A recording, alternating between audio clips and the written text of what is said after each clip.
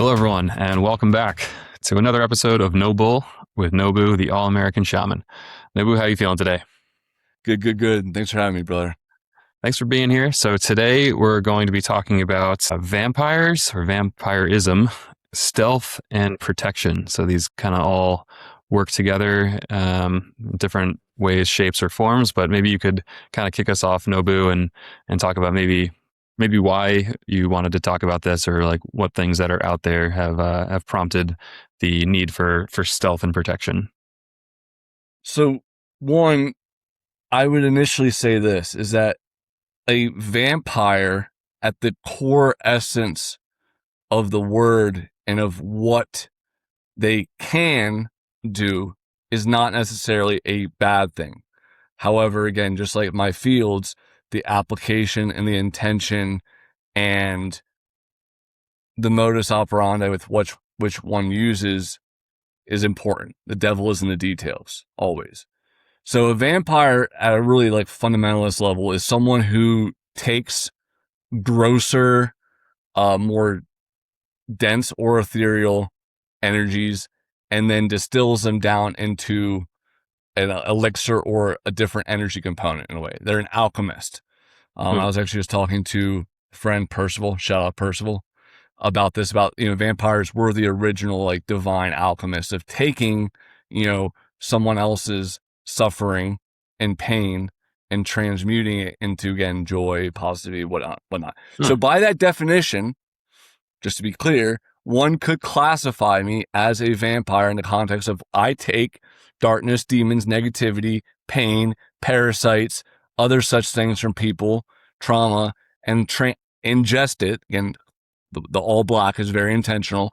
Absorb, transmute, transfigure, change it into a different frequency and a different capacity. Because again, energy cannot be created nor destroyed, only transmuted or transferred.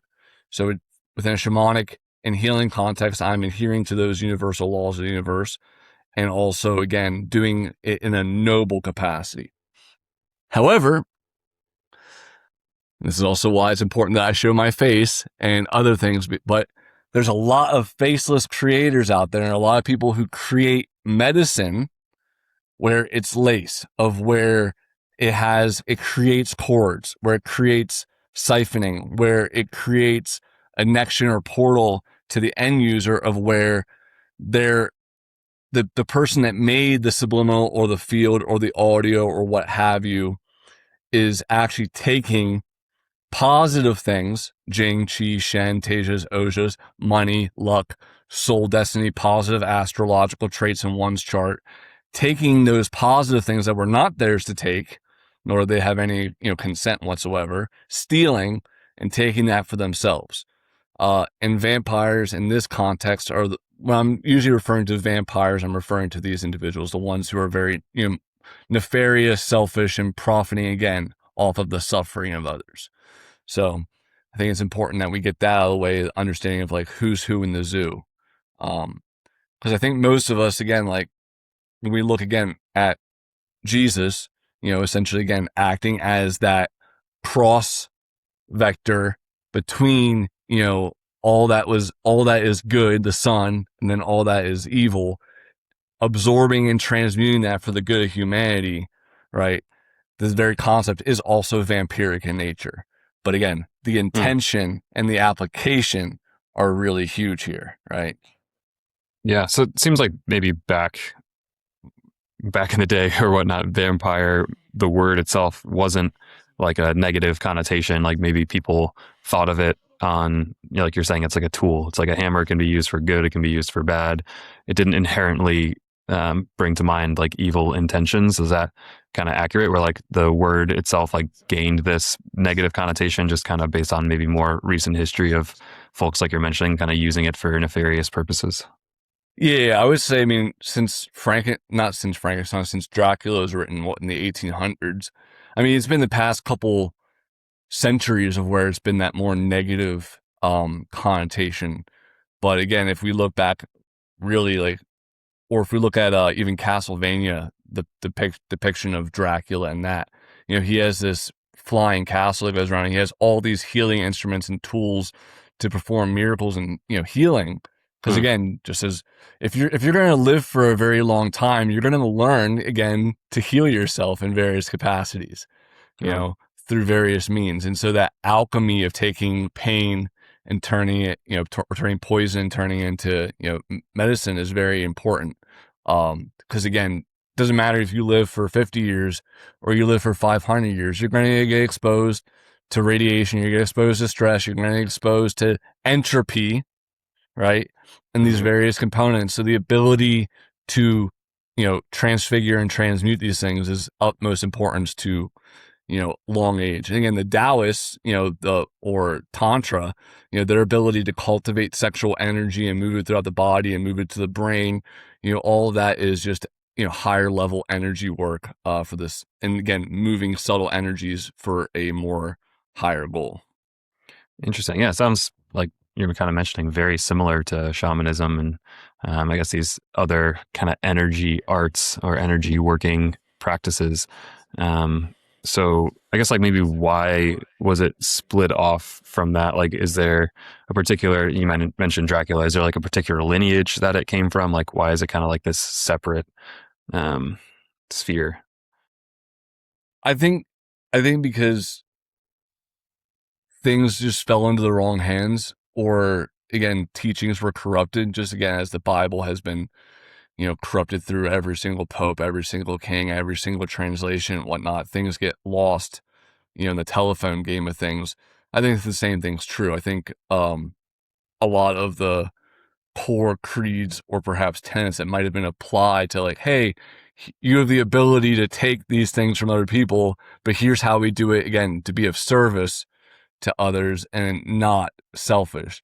And that, again, power, such skills and knowledge got into the wrong hands. And where now, again, you have, it's very prevalent, especially in my work, of ferreting out these individuals, because the implications of such things becoming widespread and rampant is quite huge. I mean, Mm, right now, let's just consider, a subliminal or field maker with an audience of 1,000 to 1,000,000, has still a very large sphere of influence in which they can brainwash, siphon, vampirize people. And I've already seen in my work of where this has very negative repercussions for the end user. But let's look bigger. If such things get into the hands of, and it's probably already there, honestly, but like top Spotify artists or, other forms of media entertainment, again, the spiritual warfare component, it needs to be extricated and removed.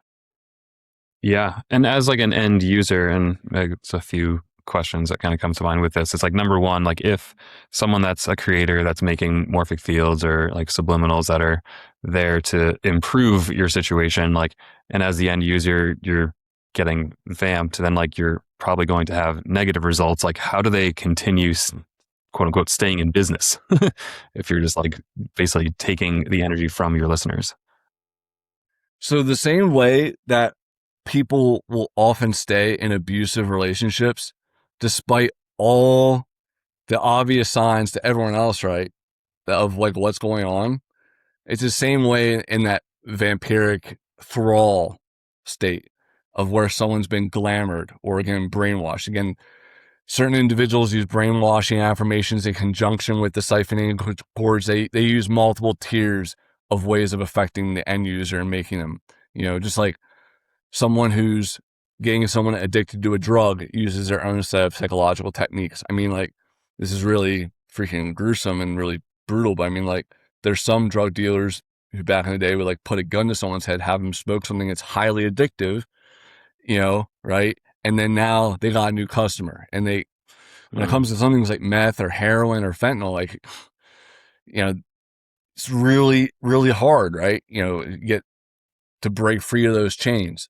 mm, But speaking from experience, again, when you're also getting vamped, think about this: like, if constantly I'm sending you energy and I'm not even conscious of it, again, you're feeding off of me, but you are what you eat. So if you're feeding off of me, I sense my energy within you, which can make it also more difficult to see the dynamic and the toxic bond that is created, right? It's Mm. not a relationship based upon, me giving to you, elevating you of my own free will, and vice versa. It's this, well, if I don't buy his next audio, he's not going to love me anymore. And like these Mm. sort of things pop up, and like it gets deeper and deeper, and where people just are become a shell of a person. And again, as they get vamped more and more, right, they've given more and more of their essence to this person, so they're not even able to fight back, right? Their frequency Mm. is constantly getting lowered, so their ability to even see things for what's happening is getting diminished. Again, just going back to the drug addiction, like the deeper they get into addiction, the harder it is to see at the frequency of life before the addiction.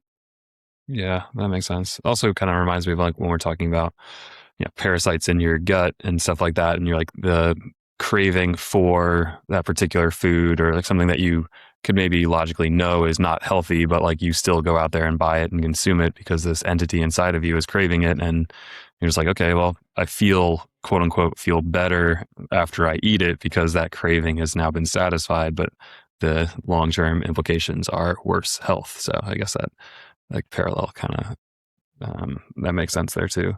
How, as a listener, would you be able to tell, if you're kind of out there in the marketplace or whatnot and looking at different fields and things to try to improve yourself? Like, are there ways that people can kind of identify whether or not something is laced or tainted? The first thing I'm going to say to, and this is a shameless self brag here, is 99% of creators are faceless. Remember, the truth does not need to hide. And the reason why, again, I say this is because these individuals who are up to no good and selling poisoned, vampiric, siphoning audios and healing tools subconsciously knew when they started doing these shenanigans that sooner or later someone was going to catch on. They didn't know when, right? But the same reason why a bank robber wears a fucking mask is the same reason why these individuals were always faceless and wearing masks and operating through different accounts, Mm. because they knew that sooner or later someone was going to catch on.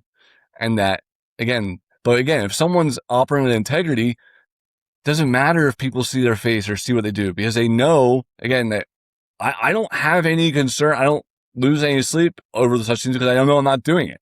Like, Right. I'm not going to ever be convicted or pinned in that corner because I'm just not doing it. Now, going back to, so that eliminates about 99% of the creators out there. But let's just go into like that other 1%, the 1% that do actually show their faces and whatnot.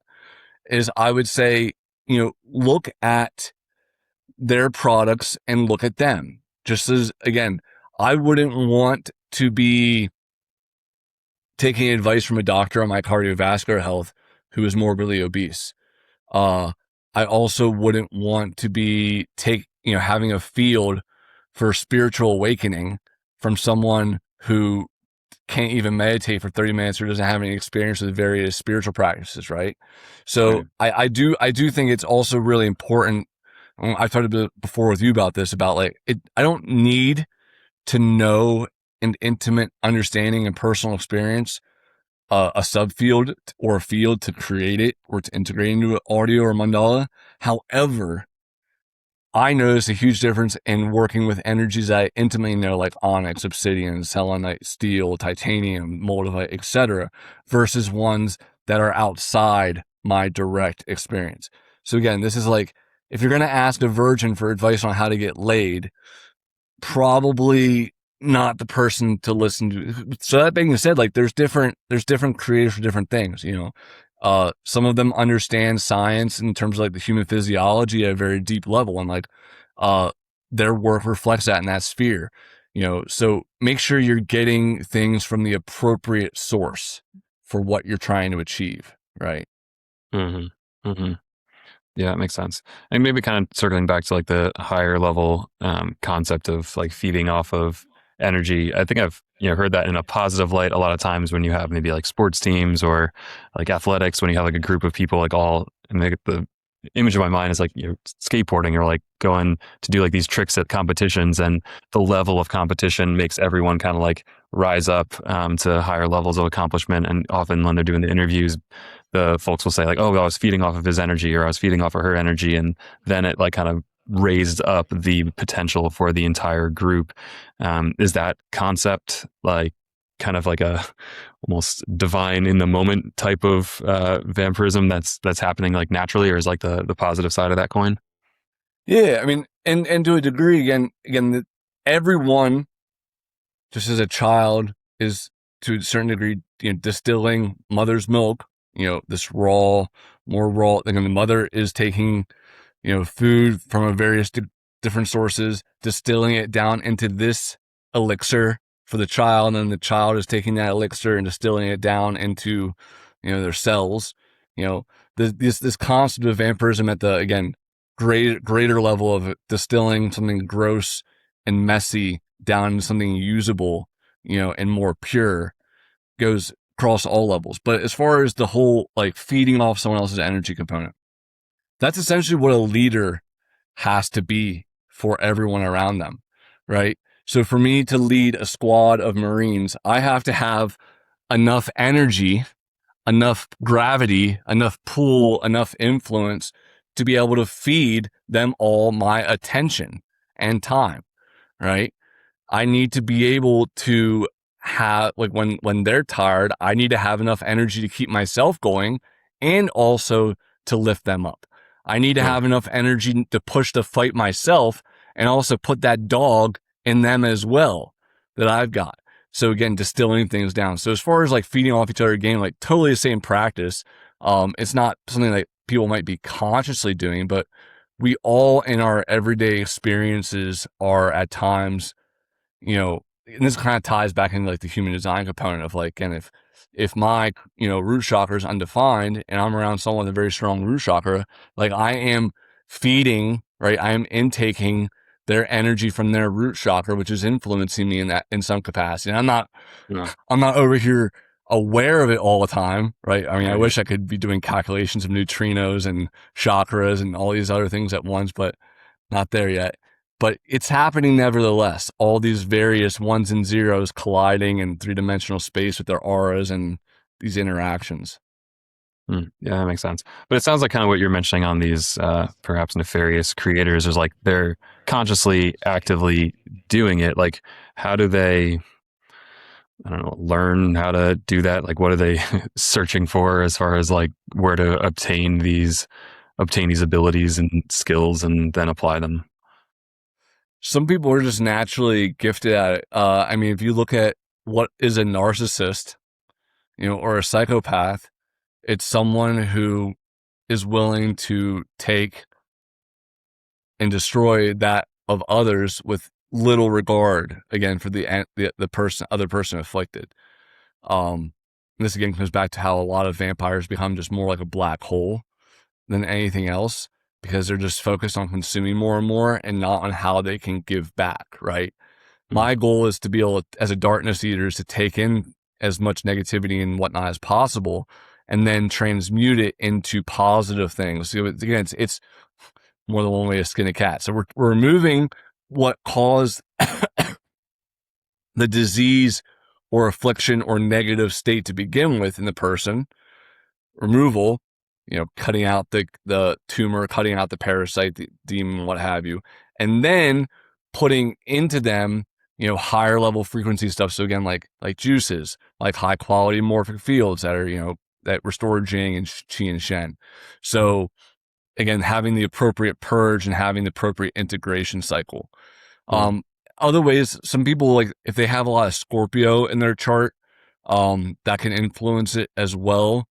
And then other such asteroids and astrological things like Lilith, anything related to like succubus, incubus, because those sacral entities feed off that energy as well. And you'll also see with people who have uh, sexual trauma, they often exhibit these traits of these different entities by process of where they're, polygamous, extremely sexually, loose and open, because once the shock, again, the wound that was created by, let's say, sexual abuse or rape, what have you, then it seeks to perpetrate itself, keep itself alive through, again, pornography, whatnot. So there's various ways it can happen, but you even see it in some people's bloodlines of where it's just very present with them. You can almost see it in their eyes, of where they know how to extract things from other people.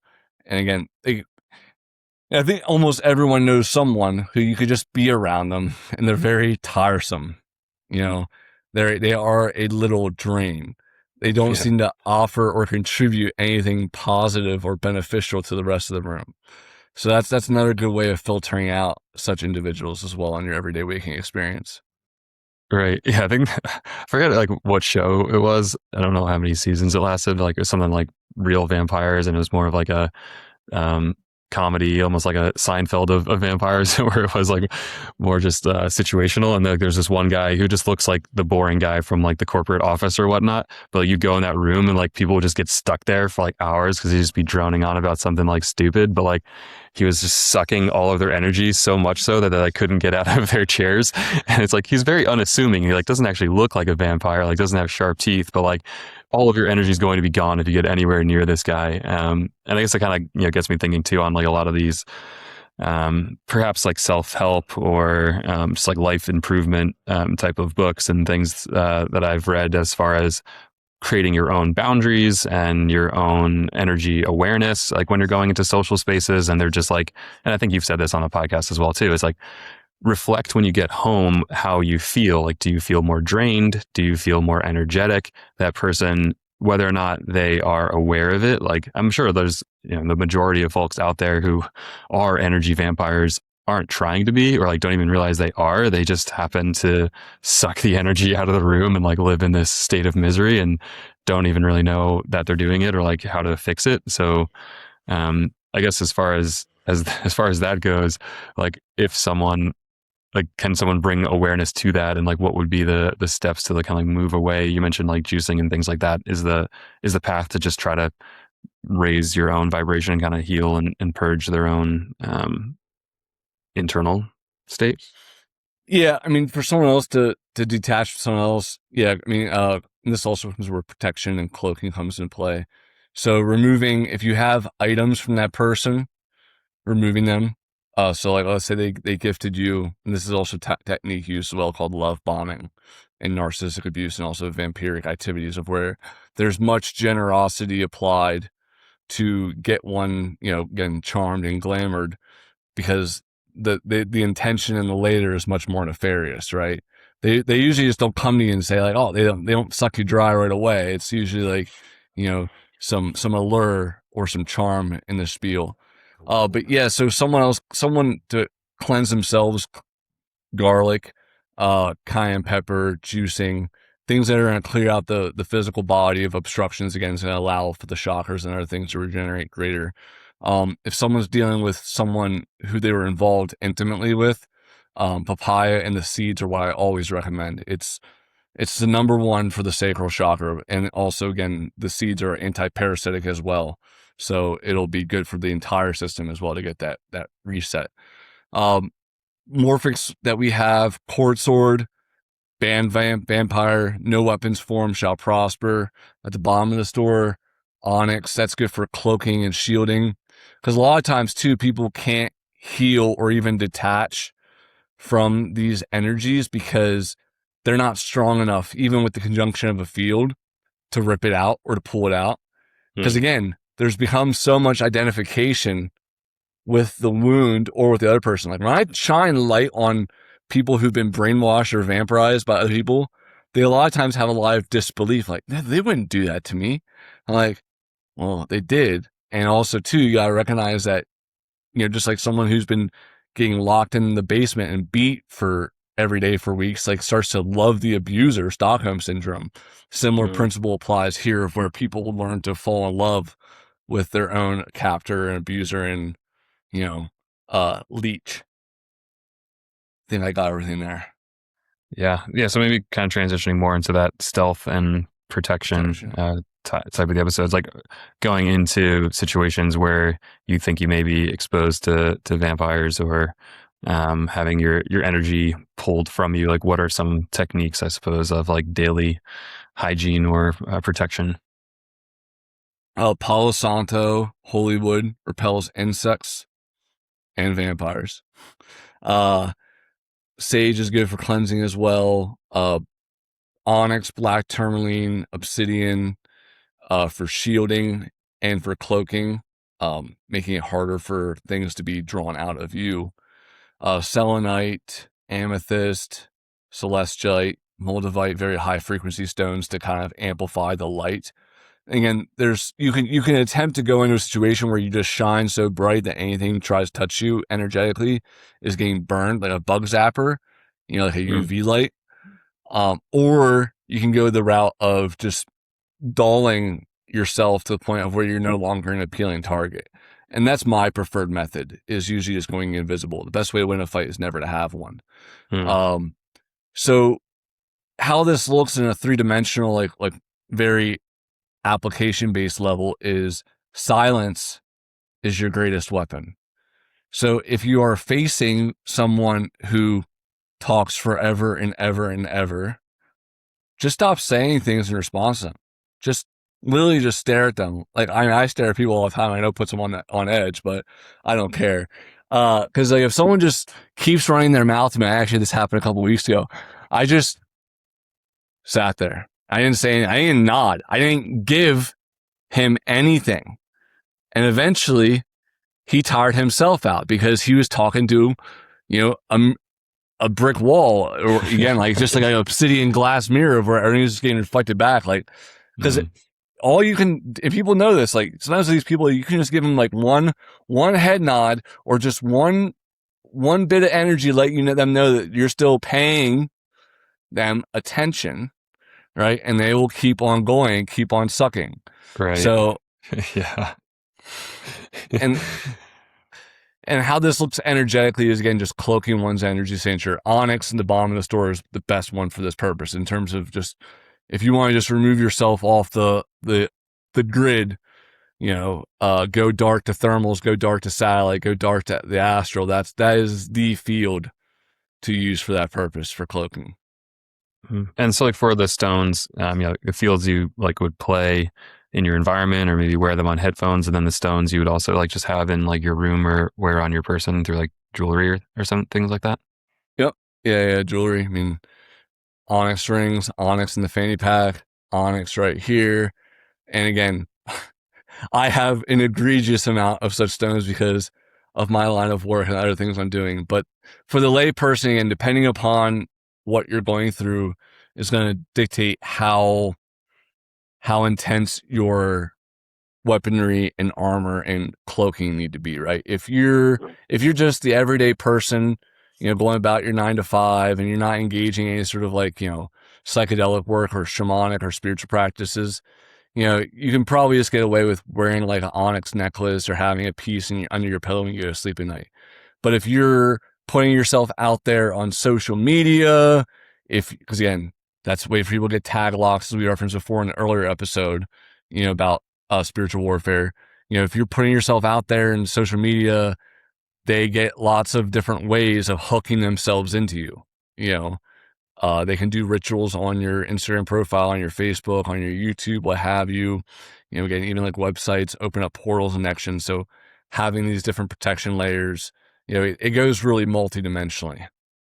Yeah, yeah. It's just gonna bring up next of as far as like the different planes that this stuff operates at, and we had a episode on like dreams and the astral. So like with um like the stones you mentioned on that episode, like having onyx and wearing black, like you won't astral project as easily because it's more grounding and like your attention's kind of going into this like darker, denser area.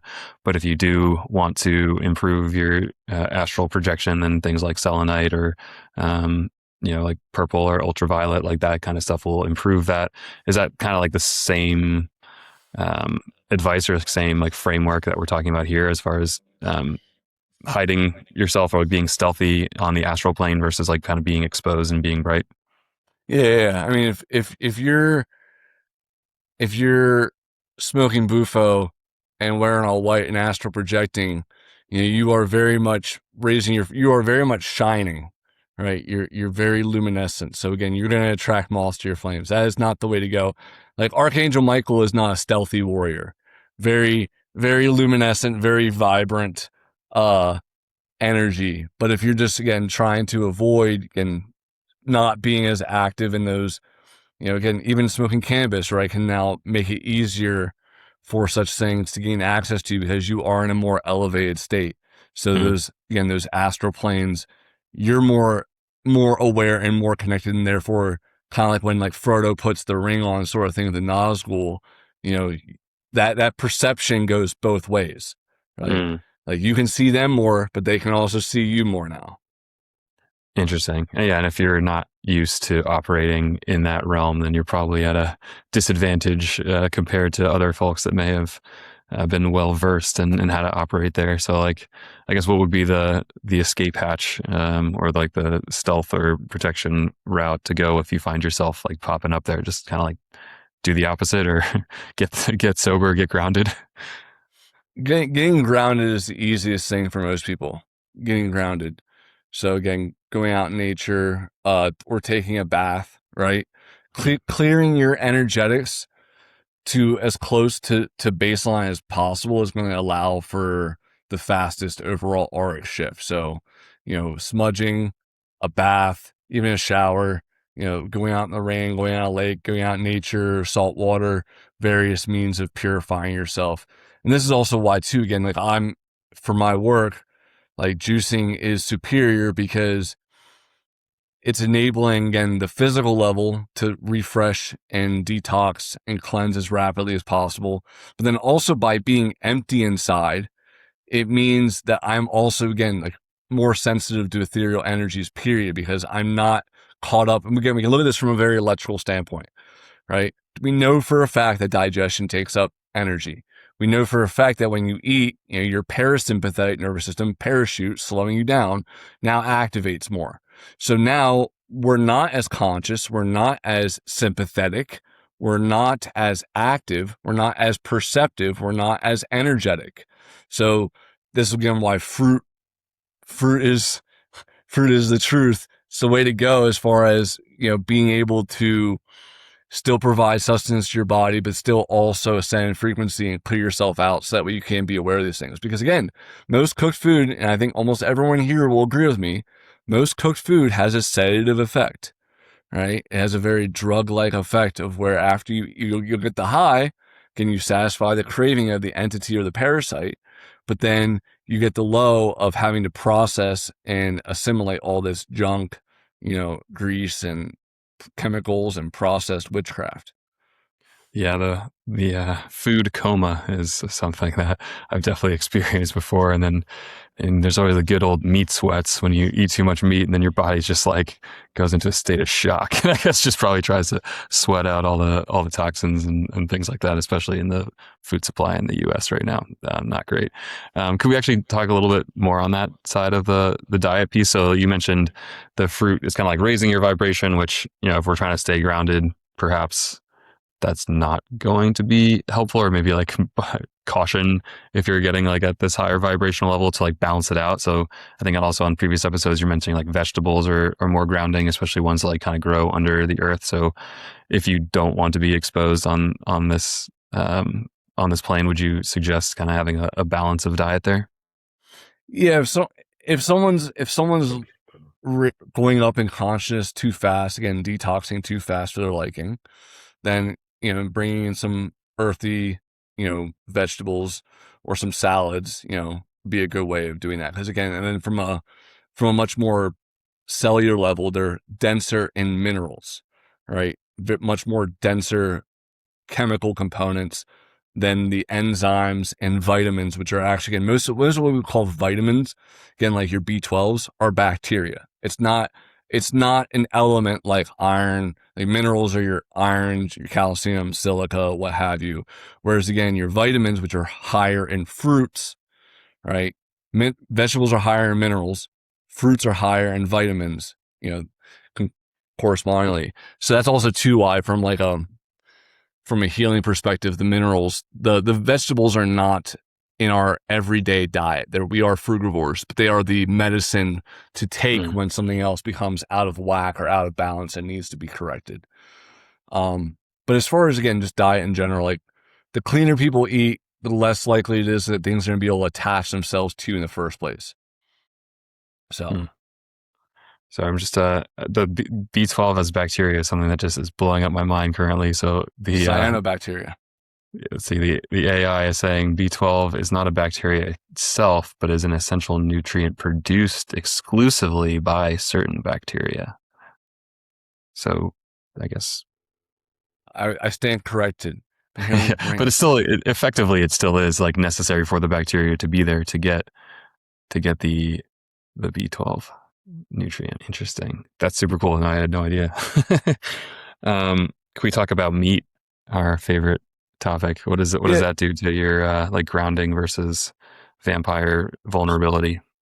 So it's encouraging. It is the vampirism and that negative context again. It is taking the life and energy of things that did not have your consent, right? And it's taking their blood, flesh, and fluids and, parts for your gain, their loss in terms of life, limb, family, what have you. So again, as above, so below. So when our dietary paradigm, the standard American Satanist American diet is encouraging, you know, take kill what you want, eat what you want. It's all here. It's all here for you to use and abuse and do as thou wilt with. And that's also, again, reflects in the mentality and the spirituality, again, as we've seen it, where, and you've seen, like Twilight movies. There's the appeal. There's the Hollywood factor of being the edgy vampire who, takes that of others for their own gain. But Hmm. again, karma's also a bitch. Right. Yeah, no, I think that's like a huge part, and I think we've talked about in previous episodes too, of like how the culture in America these days is like glorifying evil deeds and like violence and just trying to convince the population that like, I mean, look at the wars going on and just like either ignoring the fact that millions of people are being affected by this and like innocent lives are being taken.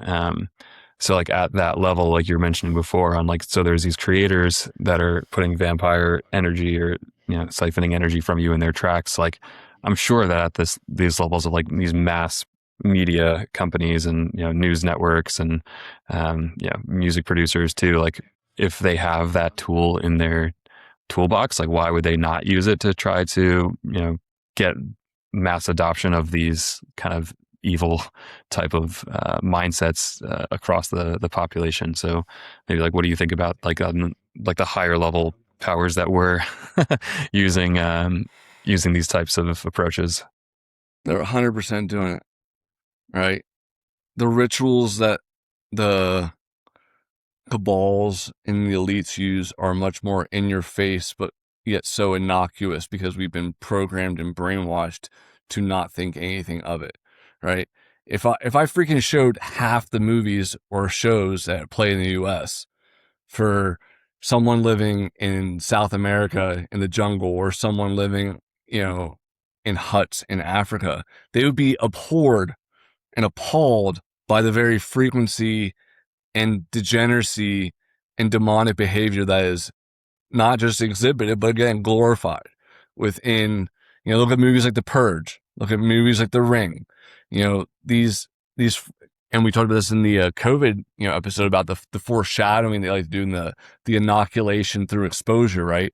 Well, Mm. we're just going to keep on, giving higher and higher levels of corruption slowly but surely over, and this has all been planned. This has all been scripted for the past like couple decades. The plan that they've Rockefellers, Rothschilds, all, the balls and elites, of because if they just would have implemented COVID, 70 years ago, the men back then said, "Fuck no." Like, Hmm. but again, it was willing away to chip away at truth and integrity and virtues and values in the world. So, yeah, I mean, it's happening. And that's why, again, like, and that brings me on to the subject of like eyes and ears. The various gates into the human body in the physical capacity are also gates for spirit. Again, spirit spire through the air. Light goes through the air, sound goes through the air. So being able to filter what enters into your vessel is also a very important practice. Mm. Recently, when I was testing a series of subliminals and fields in the past, I would often wear a respirator and I was going out in cemeteries too. And I noticed that entities could not latch onto me as well when I was wearing a respirator or when I was wearing like goggles.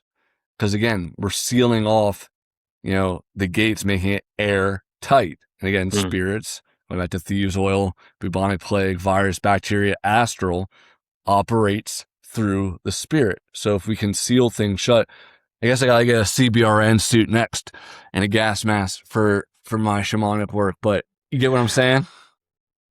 Yeah, yeah. So like you're saying, just the orifices are the openings in our body. Like those are the places where these kind of other energies that may wish to do us harm can get in. So if there's ways, I mean, I think a very practical application of that is like breathing through your nose all the time. It's like you have all these filters and ways of cleansing and purifying the air you're breathing in by keeping your mouth closed. That's like a hygiene and just like breath and like body function way of doing it. But then, like you're mentioning too, it kind of made me think of the like those monkeys, like see no evil, hear no evil, speak no evil.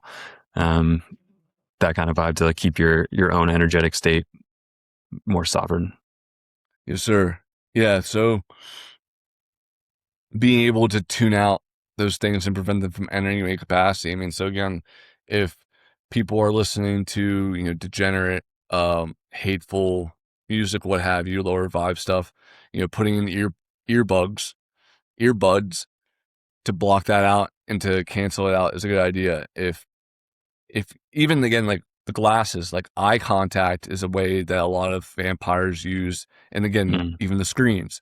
So if even though I still see the other person or I still see the thing, I'm filtering out a lot of the energy, right? Mm-hmm. I don't think it's any coincidence, that a lot of the top poker players or again, like, your businessman, entrepreneur type individuals, when they're dealing with interactions, they hide their eyes. Cause again, the eyes are the windows to the soul.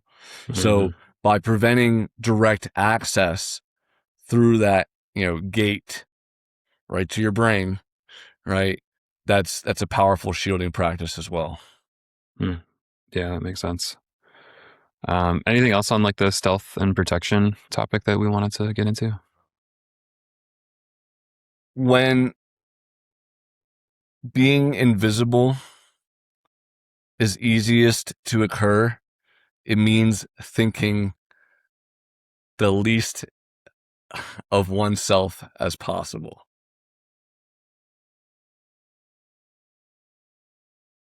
Try to break that one down. So basically, if you're humble, you'll be able to stay stealthy.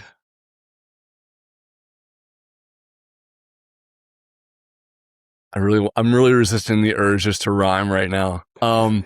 So if Go for it. I'm walking into a room thinking about all of the impending doom and big armor and big blade, then everyone will hear how I have prayed. However, if I do the opposite thing and don't even hum, whistle, or sing, and I forget that I exist at all, I am invisible like a black onyx ball.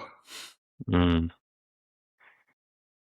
Yeah, it's almost like I think I read in a book somewhere like this practice. Maybe it was in Animal Speak, with like the stealth of certain animals. He's like, just think that you are invisible, or like think that you're camouflaging yourself against the wall behind you. Like, be like, oh, I'm beige right now, so like no one can see me. And it's like you'll be at a party, and people will just like basically not even interact with you, not pay attention to you. If you talk to someone, they'll be like, oh, when did you get here? And like, oh, I've been here the whole time. It's like hiding your presence through your thoughts. Mm-hmm. Mm. Yeah, that's a very most reductionist, like logical thinking way, but it has, when again, imagination is not just imagination. We are the creators of our own realities, and again, build thoughts become, things. So it's important to be mindful. But like, Mm. yeah, like I just don't even like, and for those of you who know me in person, shout out to my family. They many times I've been at family gatherings or stuff, and they've been like, where's Nakoff? Like, where is he? And like, I'll be right there in the room, and I'll be like, hi, I'm right here. Like, I've literally like right with you. Like, I've been here, sitting here, just quietly for the past hour. And it's not like, again, like I'm a very identifiable individual with my various things, but Right. despite all that surface level, like the bling, the jewelry, the tattoos, and everything, like just not thinking of because I'm often not here. I'm somewhere else dealing with Mm. astral stuff. So that also helps because again, like my physical body isn't even really online or Mm. present as much within the code, of the matrix. Interesting. Man, there's a lot to unpack there, so maybe we'll save that for a future episode of like, yeah, your the mind and matter interaction and how you can manipulate that for getting through the world. Um, One thing I wanted to circle back on tag locks. I don't know if we actually defined that. Could you? Could you? Yeah. So tag lock is when people get an energy signature and they're then able to attach to it very easily. So the best way, some analogies for this, like the same way that like people see like in uh, the Maverick Top Gun movies, like the jet fighters get the lock, the Mm. heat-seeking missile, right, on the target, or like a javelin missile, heat-seeking missile as well, or rife machines through quantum entanglement. If I put DNA, fingernail, blood, urine inside of the rife machine, it now has the lock that to where it's resonating with and quantumly entangled with that energy. So the frequencies it's putting out through there are hitting that, but then it's also hitting me through quantum entanglement. All right.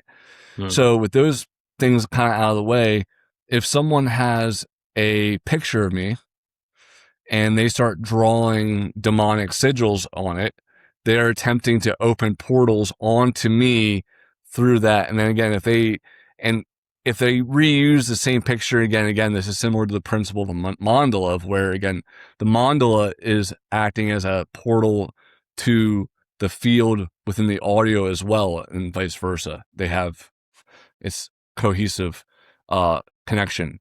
So to where again, like if you're listening to the field, you're still benefiting from the mandala, presence in your pockets, like chords in that way. But if someone like keeps a picture of you or a voodoo doll with your hair at home, these are malefic and negative ways to do it. So again, and this also comes back to again, like the whole faceless creators thing is take my glasses to drive the point home.